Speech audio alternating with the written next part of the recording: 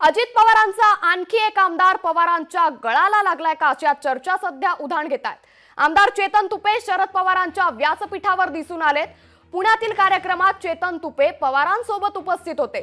सातारा जिल्हा मित्रमंडळाच्या कार्यक्रमात चेतन तुपेंनी हजेरी लावल्याचं पाहायला मिळालंय। नुकताच बाबाजानी दुर्राणींनी देखील आता शरद पवारांच्या गटामध्ये प्रवेश केलाय। आता अजित पवारांचा आणखी एक आमदार पवारांच्या गळाला लागतोय का अशा चर्चांना उधाण आलंय। कारण आमदार चेतन तुपे हे शरद पवारांच्या व्यासपीठावर दिसून आलेत। पुण्यातील एका कार्यक्रमात चेतन तुपे हे शरद पवारांसोबत उपस्थित होते।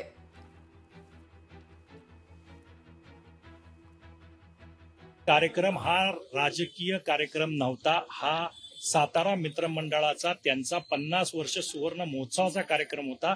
त्याचे ज्या पुरस्कार्थी आहेत आणि त्याचे जे निमंत्रक आहेत ते यशवंत अण्णा साळुंखे हे माझ्या मतदारसंघात राहतात आणि त्यांचे आणि माझे घरोब्याचे वैयक्तिक संबंध आहेत। त्यांनी मला कार्यक्रमाला निमंत्रित केलं होतं।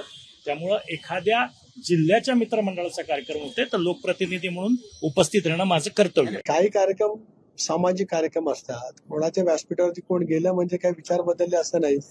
मी सांगितलं ना, विधान परिषदेच्या निवडणुकीच्या वेळेला तर असं सांगण्यात आलं होतं आमचे उमेदवार 100% पडणारच आहेत। ज्याने उमेदवार उभे केले त्यांना 12च्या पुढे जाताना आलं।